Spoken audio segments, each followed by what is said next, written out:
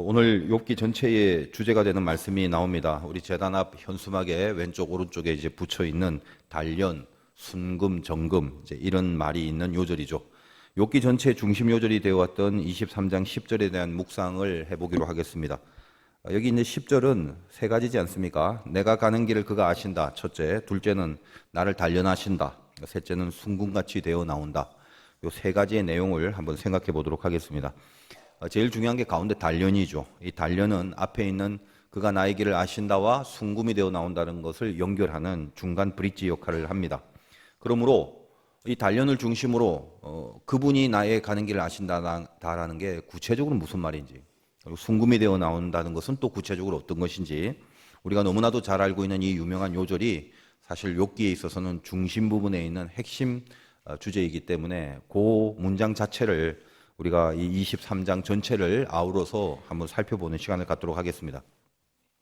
이 단련이라는 말, 사실 이제 우리가 참석 안 하신 분들도 있을지 모르겠습니다만 저번에 얼마 되지 않아서 시험 합격이라는 주제로 특별 새벽 기도를 했습니다. 그때 제가 참 많이 말씀을 드렸는데, 시험이라는 주제로 말씀을 드려야 되기 때문에 성경에 나오는 시험에 대한 개념을 어려운 히브리어, 헬라어 써가면서 한번 여러분들에게 말씀을 드린 적이 있습니다.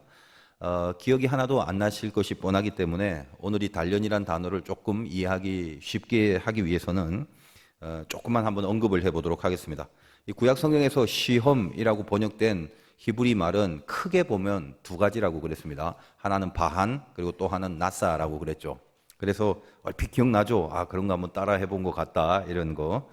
어쨌든 간에 이 바한이라는 히브리어가 헬라어로 바뀌면 도키마조라는 단어를 쓰고, 나사라는 단어가 헬라어로 바뀌면 페이라조라는 단어를 쓴다고 말씀을 드렸습니다. 혹시 지금 이것이 좀 생소하더라도 주제는 이걸 아는 것이 주제가 아니니까 그냥 잠깐만 이해를 좀 해주시는 차원에서 그 차원에서만 이해하시면 되겠습니다. 특세 기간 동안 잘 들었던 사람은 지금 바로 그거 이렇게 기억나시는 분들도 있을 거라고 제가 생각을 합니다. 어쨌든 바하는 도키마조고 나사는 페이라조기 때문에 페이라조라는 단어가 나올 때는 이 페이라조는 두 가지 개념 중에 하나이기 때문에 그 단어가 나올 때는 똑같이 우리나라 말로 시험이라고 번역돼도 어떤 의미의 시험인가를 둘 중에 하나를 놓고 해석을 할 필요가 있다고 말씀을 드렸어요. 예를 들면 이 페이라조로 번역되는 시험은 두 가지입니다. 하나님이 우리를 강하게 만들기 위하여 주는 시련, 그렇게 의미를 갖고 있을 때 시험이라는 단어를 그런 의미에서 해석을 할 수가 있고, 또 하나는 마귀가 우리의 믿음을 무너뜨리기 위해서 주는 유혹, 그렇게 시험이라는 뜻의 의미를 가져야 될 그런 경우가 있다라고 그랬습니다. 어쨌든 간에 이 페이라조라는 단어는 하나님이 주시는 시련이든 마귀가 주는 유혹이든 어쨌든 이 두 가지 경우가 그 상황에 따라서 적절하게 해석이 될 수 있다, 이런 말씀을 드렸는데, 중요한 건 뭐냐? 이 모든 시험은 하나님이 우리를 강하게 하시는 거든 마귀가 우리를 유혹하는 거든지 간에 전부 다 하나님의 통치권 안에 있다라는 거예요. 그러니까 비록 마귀가 우리를 넘어뜨리려고 하는 유혹이 있다 할지라도 그것을 하나님 안에서 이겨내면 그것은 다시 우리를 하나님 앞에서 강하게 만들어내는 시련의 차원으로, 나에게 다가오는 모든 유혹을 시련의 차원으로 이렇게 승화시킬 수 있다라고 말씀을 드렸습니다.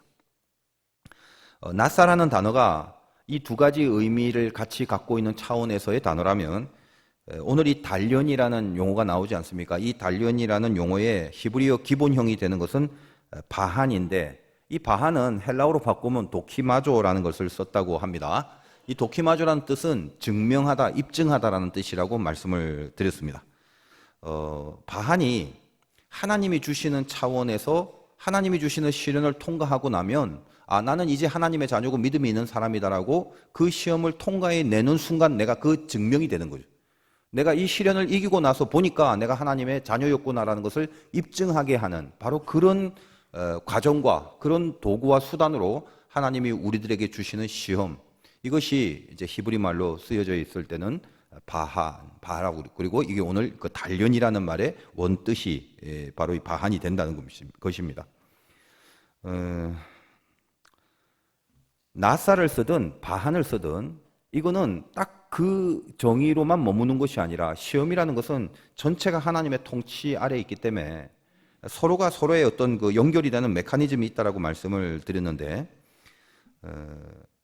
오늘 쓴 이 단련이라는 이 바한은 결국 어떤 시험이든지 간에 하나님 안에서 이겨낸 마지막 결론으로서 우리들에게 입증되는 그런 차원에서의 단어라고 보면 됩니다.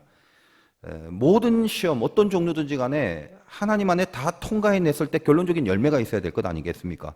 그것이 헬라어로는 도키마죠, 히브리 말로는 바한, 그리고 오늘 여기 욥기에 쓰여진 단련, 이렇게 이해를 하시면 될 겁니다.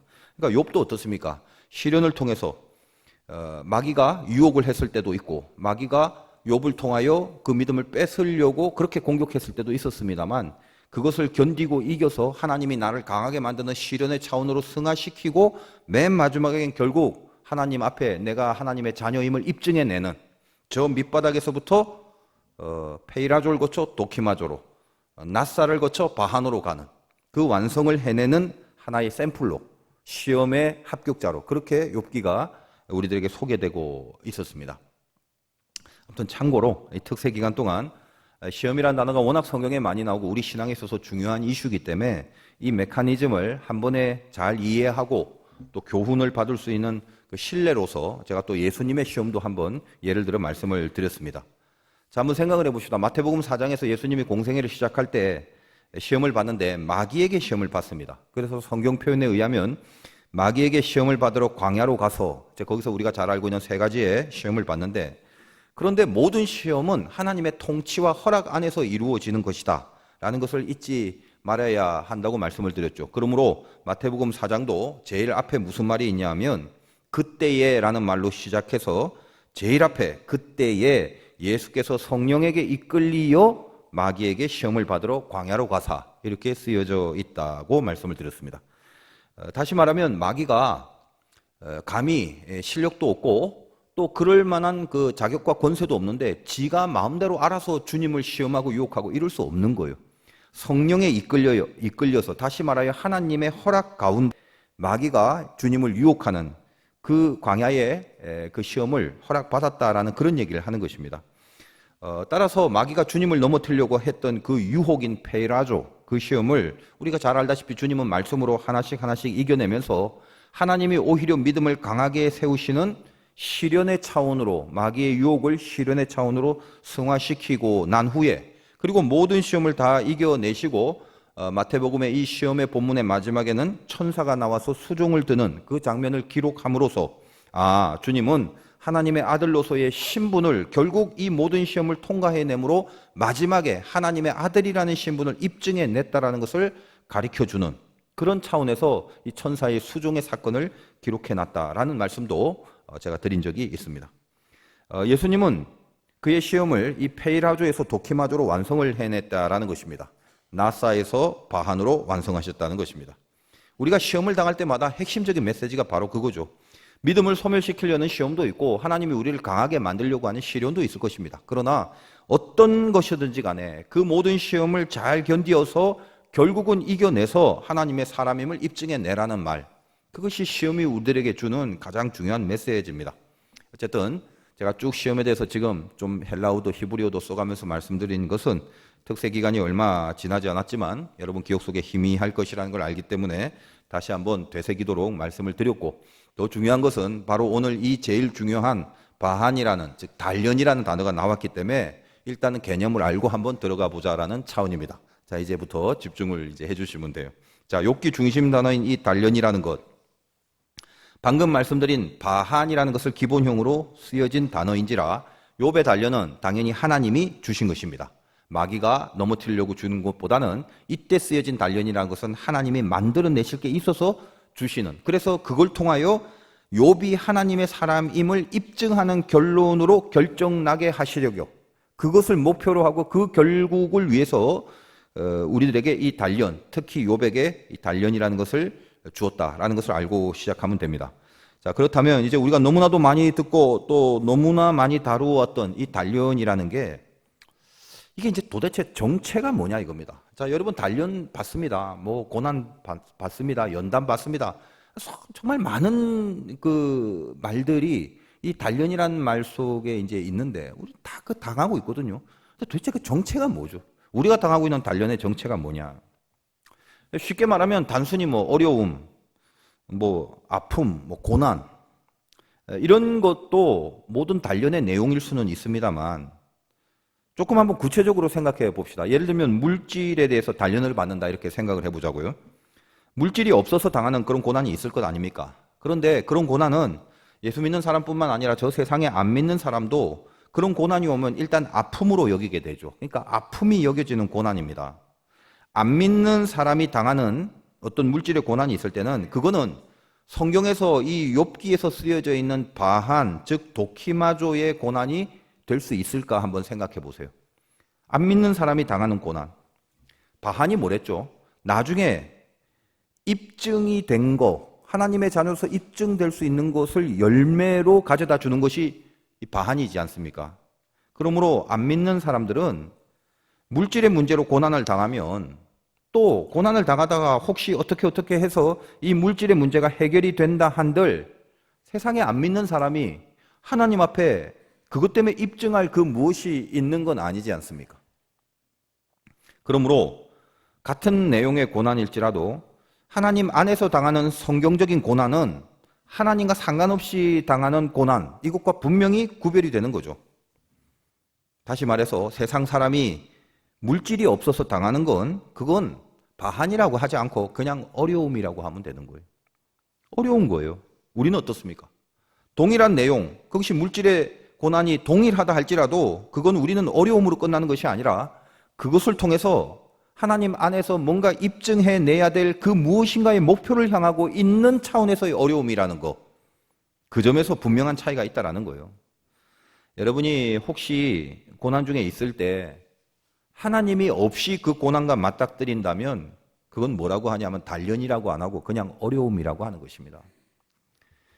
해결이 되든 안 되든 그건 그냥 어려움이에요. 그러니까 우리는 애초부터 우리가 맞닥뜨리는 모든 고난을 하나님 안에서 믿음으로 겪어내야 하는 것입니다. 그래야 바한, 즉 도키마조로서의 단련이 된다는 걸 명심해야 돼요. 그러므로 안타까운 게 뭐냐? 하나님 믿고 살아가고 교회를 다닌데도 불구하고 고난을 바한으로 여기지 않고 그냥 어려움이란 차원에서만 머물면서 살아가는 것입니다. 그것이 제일 안타까운 것이죠. 여하튼 그렇다면 오늘 이 성경에서 말하는 이 단련의 가장 중요한 핵심 개념이 뭐냐 하는 거 다시 한번 생각해 봅시다. 하나님 안에서 의미를 두고 있어야 되는 단련이기 때문에 그 차원에서 단련이라는 건 도대체 그렇다면 실제로 어떤 식으로 나에게 그것이 이 단련이 되어지는가, 이걸 좀 알아야 한다는 것입니다. 오늘 요절 중에 내가 가는 길을 그가 아시나니라는 말씀이 나오죠. 그러니까 그 부분이 그 다음에 단련이 나오는데 내가 가는 길을 그가 아시나니라는 말씀이 이 말씀 자체가 단련의 내용이라는 겁니다. 무슨 말이냐면 하나님 안에서 겪어내야 되는 단련, 즉 바하는 내가 가는 길을 그가 아신다라는 그 내용으로 단련이 될 때 바한이 되는 거예요. 내가 가는 길을 그가 아신다? 그게 무슨 말이냐? 여러분이 내가 가는 길을 내가 알아야지 그걸 누가 알아요? 내가 지금 가는데 내가 가는 길을 내가 알아야 되는데 그걸 누가 아냐면 하나님이 아신대요. 그러면 하나님이 아시면 나는 아는 겁니까? 모르는 겁니까? 여기 제일 중요한 게 뭐냐면 나의 길을 지금 하나님이 아신다라고 하는 게 중요한 게 아닙니다. 그거는 당연하죠. 왜? 하나님이신데 하나님이 모르는 게 어디 있어요. 내 길뿐만 아니라 제 길도 알고 저 길도 알고 모든 길을 다 아시죠. 그런데도 불구하고 뻔히 하나님은 다 아시는 분이라는 게 뭐 너무나 당연한 것임에도 불구하고 하나님이 아신다, 내가 가는 길을 오직 그가 아신다 라고 고백하는 것은 하나님이란 분은 전지하시니까 다 알고 계시는 분이라고 하나님을 소개하려고 하는 고백이 아니에요. 뭐가 중요하냐? 하나님이 아신다라는 말은 내가 모른다는 게 중요한 거죠. 이게 핵심이에요. 제가 이제 이 의미를 잘 전달하려고 이제 생각하는 중에 괜히 좀 어쨌든 뭐 쓸데없는 예화가 될지도 모르는데 예전에 이제 우리 지방의 푸른 사랑교회 목사님 감리사 시절에 어떤 뭐 일단 지방 내에 뭐 그렇게 아름답지 못한 일이 있는데 그걸 뭐 왜인지 모르겠지만 저에게 자초지종을 다 이제 얘기를 하시는 거예요, 개인적으로.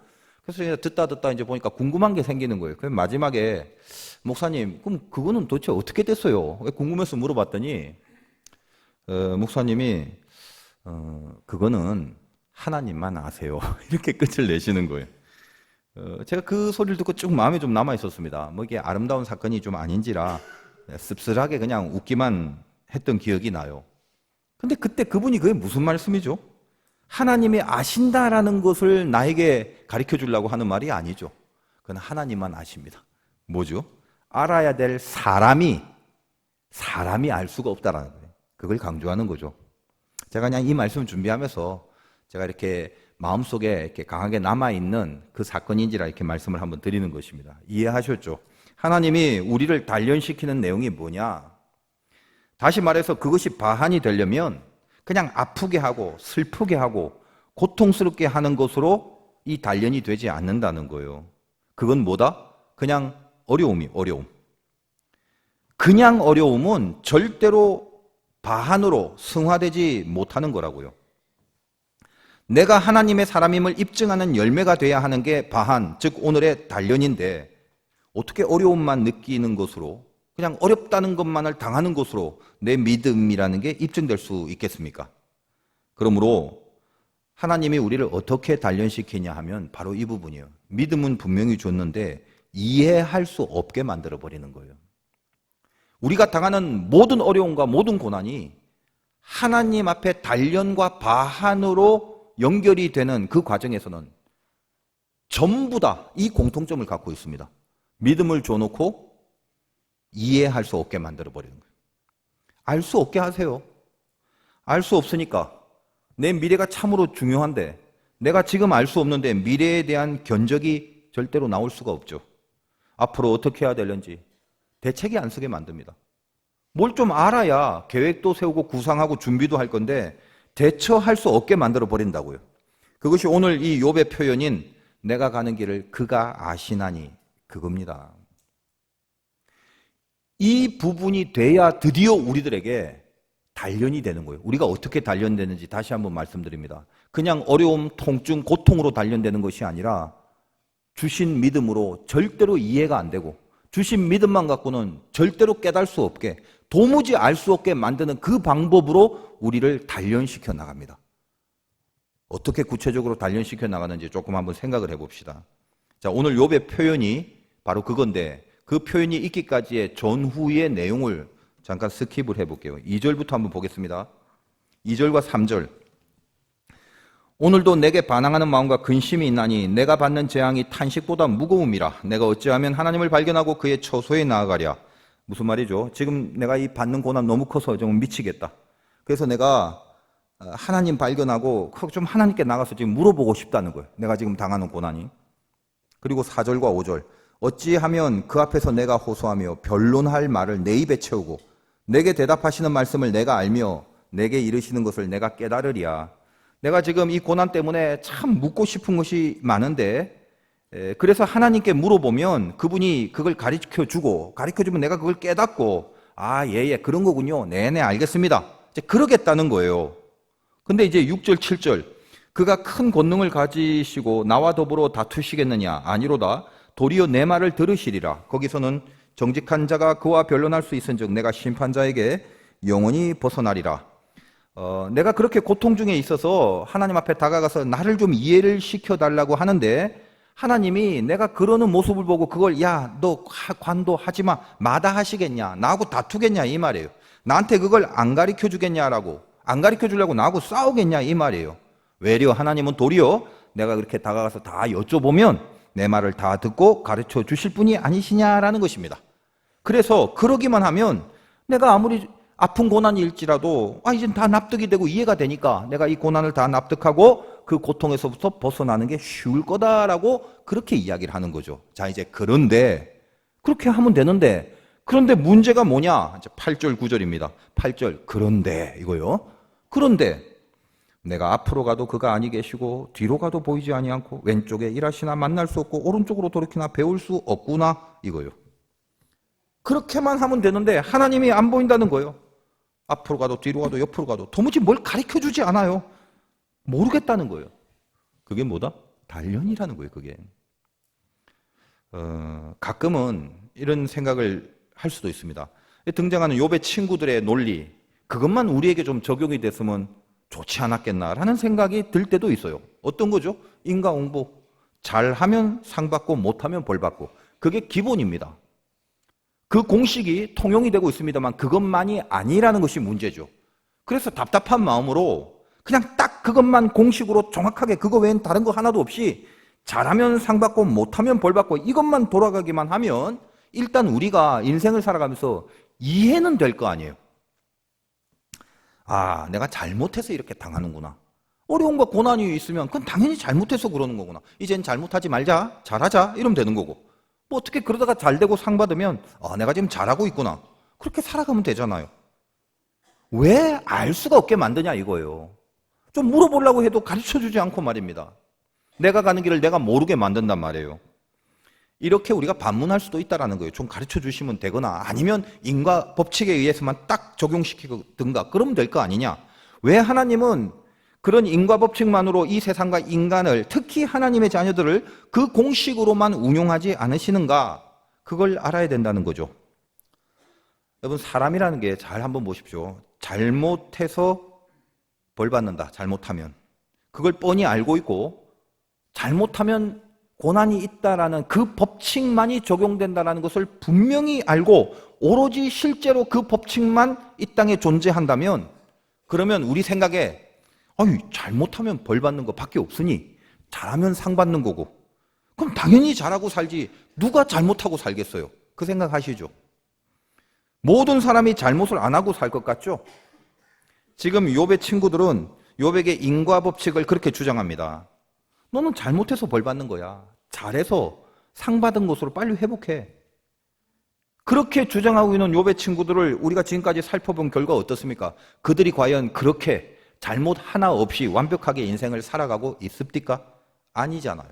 오히려 점점 갈수록 마귀한테 지배받아서 온갖 입으로 퍼붓는 저주와 거짓말과 협박과 세속적 가치만을 앞세우는 그래서 욥의 순수한 믿음을 끌어내리려는 악한 죄성이 계속적으로 보여왔지 않습니까? 무슨 말이냐? 단련이 안 된 상태에서는 죄나 잘못을 잘라버릴 수 없다는 걸 알아야 된다는 거예요. 잘못하면 무조건 벌받고 잘하면 상 준다는 법칙만 이 땅에 운용되면 다 이해하고 납득해서 아무도 잘못 안 살 것 같죠? 인간이 그렇지 않다라는 거예요. 그 법칙밖에 없다 할지라도 인간은 또 잘못을 저지른다는 거예요. 뭐가 중요합니까? 그래서 단련이 중요한 거예요. 날선 검이 만들어지기까지 뜨거운 풀무불 속에서 철이 들어가 그 뭉뚱한 철이 들어가 얼마나 뜨겁게 담금질을 해야 검이 만들어지는 줄 알잖아요. 거기서 단련되어 나오는 검 정도 돼야 드디어 무라도 자를 수 있는 거예요. 믿음은 그러므로 인과 법칙을 따르는 것만으로 그것만 적용된다고 해서 우리에게 새록새록 좋은 믿음만이 생겨나는 것이 절대 아니다라는 거예요. 하나님이 왜 단련을 시킨다고요? 특히 이 단련, 즉 하나님의 자녀를 단련시키는 법칙의 중요한 우리로 하여금 내가 가는 길을 모르게 만드는 도무지 가르쳐주지도 않는 방법으로 우리를 단련시키는 그 이유는 뭐다? 이 믿음이라는 영적 근력을 키우기 위함이라는 거죠. 여러분이 운동을 하는 거 한번 보세요. 운동을 해서 근육을 키우는 거 한번 생각해 보라고요. 근육이 생기는 원리가 뭡니까? 근육이 찢어져야 된다는 거 아십니까? 찢어져야 된다는 게 뭐 피를 철철 흘린다는 그런 개념이 아니라 상하게 만드는 거예요.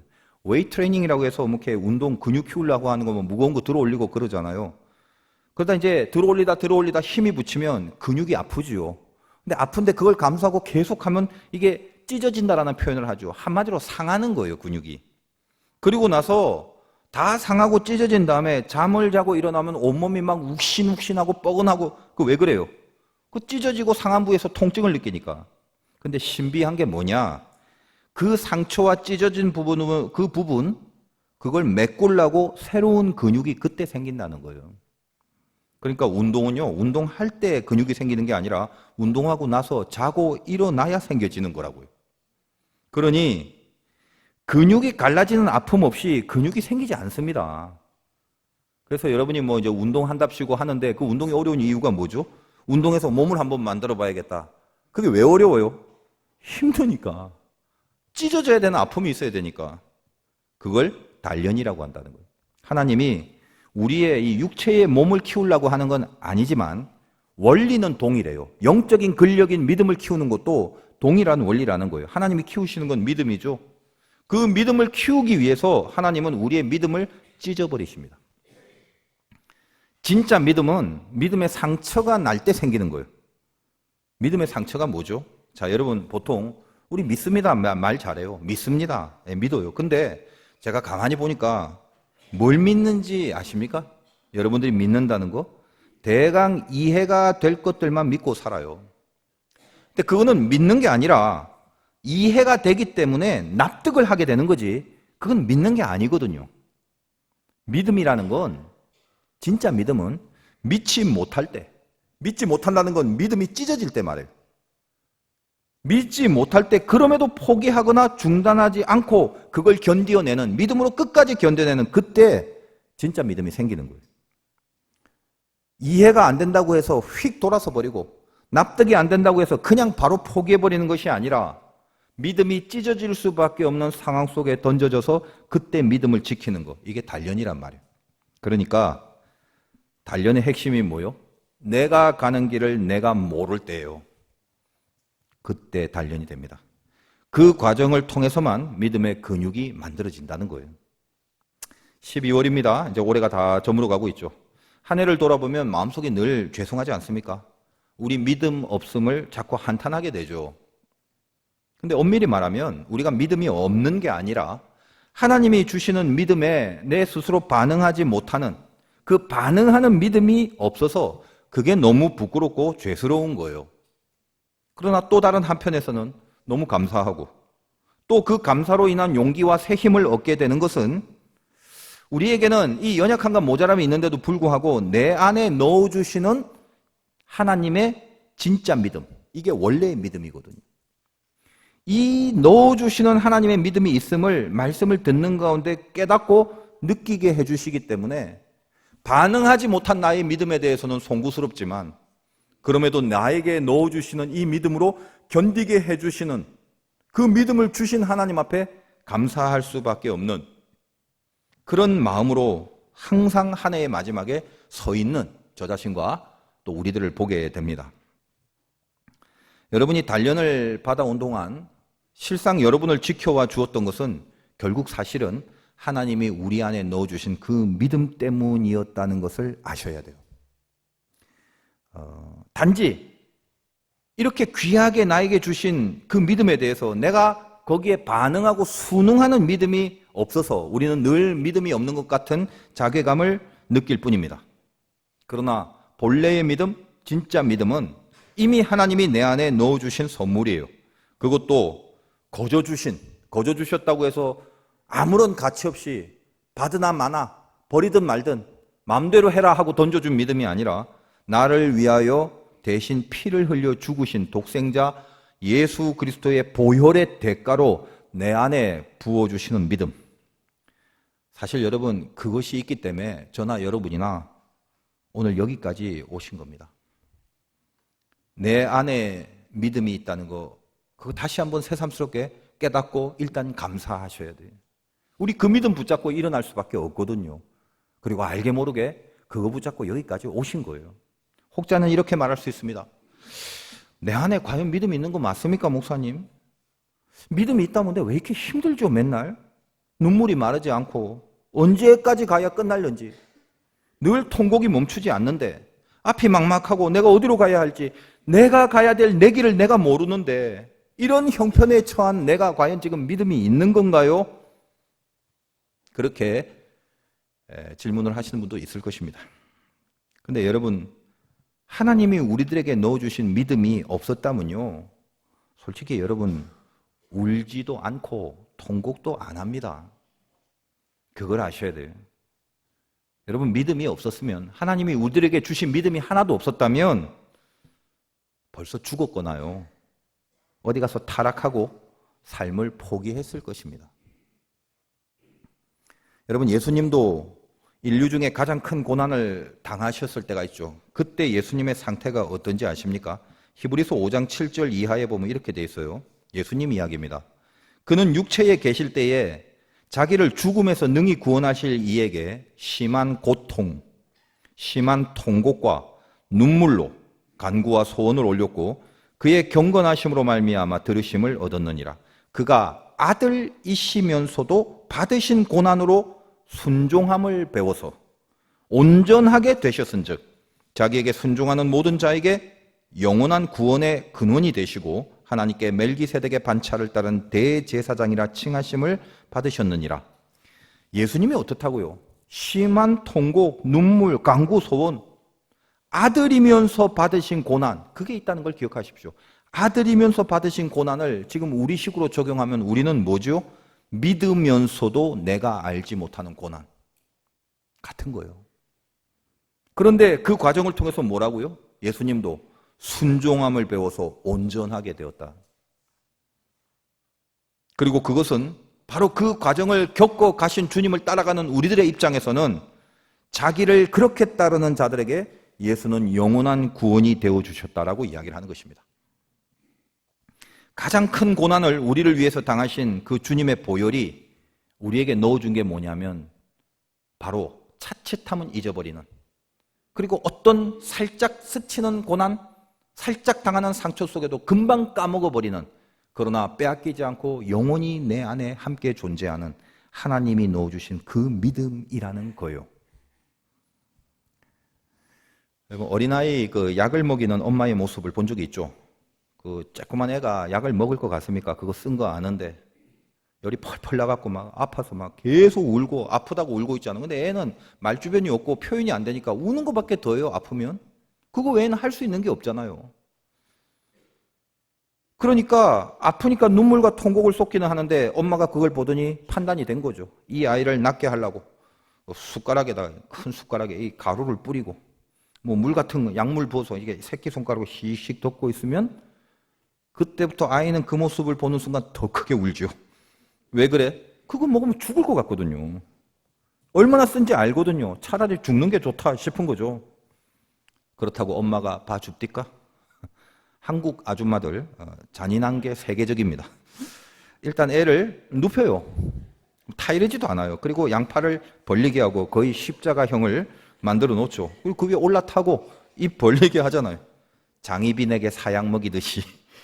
그리고 입을 손으로 벌리고 막 집어넣죠. 그러면 애는 거의 죽기 직전까지 울고 불고 막 약을 뱉으려고 난리를 치지만 엄마는 이 애의 입을 손으로 틀어막아서 결국은 꼴까닥 숨이 넘어가기 직전까지 가시면서도 결국 삼키게 만들고야 맙니다.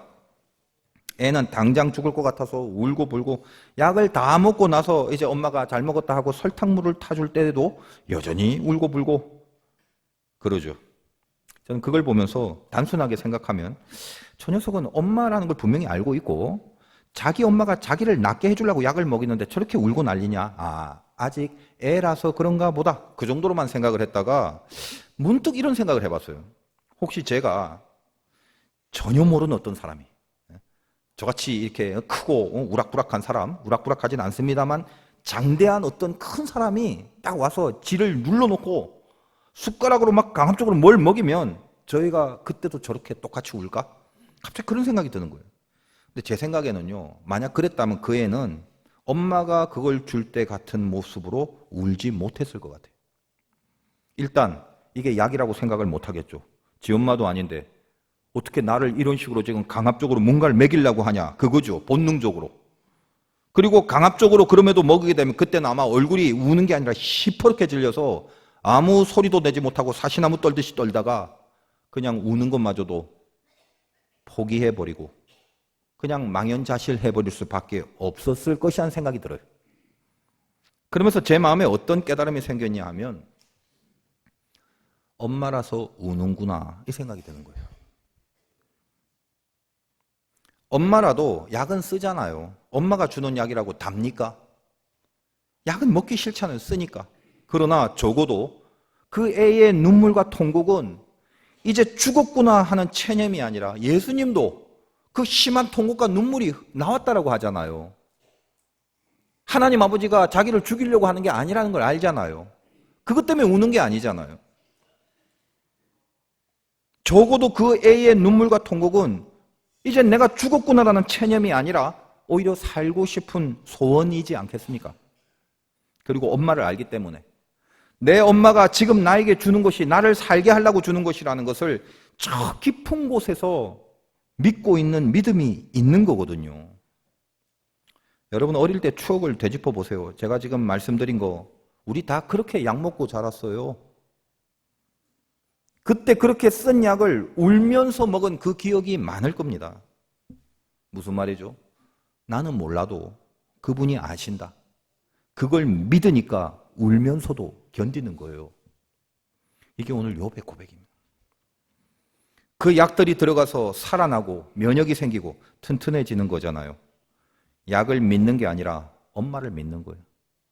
그 시련이 앞으로 어떻게 풀려서 요렇게 잘 되게끔 되는 견적이 나와서 그 길을 가는 게 아니라 그걸 주신 분이 나를 사랑하시는 하나님 아버지임을 알기 때문에 그 길을 가는 거라고.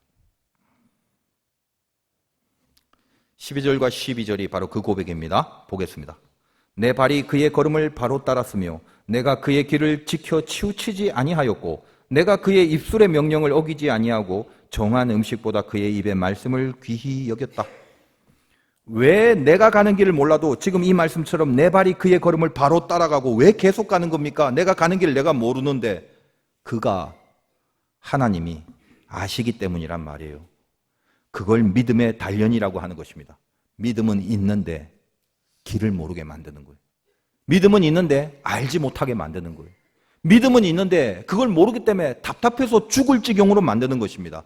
그래서 결국은 그분이 안다라는 믿음을 생기게 하셔서 그분이 안다라는 그 하나님 때문에 그 길을 올곧게 가게 만드는 그 근력이 내 안에 키워지는 거예요. 여러분 우리의 두려움이라는 게 뭡니까? 욥도 고백합니다. 욥이 이 하나님에 대한 믿음을 갖는 순간 자기 두려움의 정체를 압니다. 17절입니다.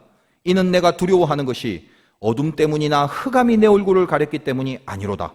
뭐라고요? 어둠이나 흑암 때문이 아니라는 거예요. 인생에 있어서 내가 갈 길을 모르면 온통 까맣게 보이잖아요. 근데 그 까맣게 보이는 길이 어둡다는 이유로 어우 두려워 겁나 이런 고백이 아니라는 거예요. 이제 더 이상 욥에게 있어서는 그가 당한 이 상황이 주는 두려움보다 하나님을 알고 있는 그 경외감, 이게 훨씬 더 크다라는 것을 서서히 느끼게 되어가고 있다는 거예요. 그분이 누구라고요? 13절. 그는 뜻이 일정하시니 누가 능히 돌이키랴. 그의 마음에 하고자 하시는 것이면 그것을 행하시나니 그런즉 내게 작정하신 것을 이루실 것이라. 이런 일이 그에게 많이 있느니라. 작정하신 것을 이루신 분, 그가 나의 아버지이신데 나를 향해 작정하신 그것을 반드시 이룰 것을 믿고 있기 때문에 내가 지금 내 눈에 보이는 길은 모를지라도 나를 향해 작정하신 그것을 반드시 이룰 것을 믿고 있기 때문에 그를 경외하고 그러므로 갈 길을 모르는 어둠과 흑암의 과정을 지금 내가 겪고 있더라도 그것을 통해서 내가 결국은 순금처럼 때묻지 않는 믿음으로 나오게 될 것을 믿고 있다라는 것입니다. 순금은 얼마나 비싼 보석이냐, 화폐 가치를 말하는 게 아니라 불순물이 하나도 없는 걸 말하는 거죠. 믿음에 불순물이 없다는 것입니다. 내가 지금 갈 길을 모르는데도 하나님이 나를 아시고 작정하신 것을 반드시 이루고 나를 사랑하시는 하나님이라는 것을 보게 되고 알게 되고 믿게 되는 순간, 그래서 이 지금을 어둠과 흑암의 두려움이 아니라 하나님에 대한 그 대상을 향한 믿음이 이 어둠과 두려움에 대한 것보다 훨씬 더 컸기 때문에 울더라도 견디고 통곡을 하더라도 지켜내는 과정을 겪는 동안 자기 안에 보이지 않는 영적인 믿음의 근력들이 생겨나가고 있음으로 말미암아 이제 나중에는 그 믿음에 불순물이 없게 되는, 다시 말하여 바람이 나고 창수가 나고 폭풍이 불더라도 그것으로 인하여 오락가락 갈팡질팡하거나 지 감정 내키는 대로 하루에도 12번씩 천국과 지옥을 왔다 갔다 하는 그런 상대적인 믿음, 조건적인 믿음, 그런 것이 아니라 조금만 자기 뜻대로만 되면 너무 깊어 팔딱팔딱 천국 끝까지 올라갔다가 조금만 자기 생각대로 안 되면 이내 다 팽개쳐버리는 그런 때 묻은 믿음이 아니라 끝까지 믿는 믿음. 내 눈에 당장 보여지는 보상이 없고 당장 보여지는 대가가 없다 할지라도 하나님을 끝까지 사랑할 수밖에 없는, 그리고 그 하나님만 사랑하는 마음으로 자기를 지킬 수 있는, 그래서 오로지 그 믿음이 있다는 것이 나에게 힘이 되고 행복이 되고 감사가 되고 사랑이 생기는 바로 그 믿음. 따라서 마귀가 건드릴 수 없는 믿음, 죄가 장악할 수 없는 믿음, 그래서 영광을 선포할 수 있는 인생으로 결국은 살아낼 수밖에 없는 그 믿음, 그 순금 같은 믿음으로 나오게 되는 그 열매, 그것이 단련하신 후에 나오게 되는 믿음의 모습이라는 것입니다. 여러분, 한 해 동안 수고 많으셨고 지금도 여전히 견디고 있는 분들에게 하나님이 주시는 이 귀한 메시지가 능력이 되기를 바라요. 여러분, 조금만 더 참고 조금만 더 버텨주시기 바랍니다. 내가 가는 길을 내가 모른다고 낙담하거나 포기하지 말기를 바랍니다. 내가 가는 길을 지금 내가 모른다고 죄의 방법을 슬쩍 사용하거나 하나님 사랑하는 마음을 인해 버려버리지 말기를 바랍니다. 내가 가는 길을 내가 아는 것보다 하나님이 아시는 것이 훨씬 센 것이라는 것을 알고 감사하고 담대하게 바라요. 여러분, 지금 마음에 한번 고백해 보세요. 내가 가는 길은 하나님이 아십니다. 어때요? 이것이 힘이 되면 여러분에게 은혜가 임한 것입니다.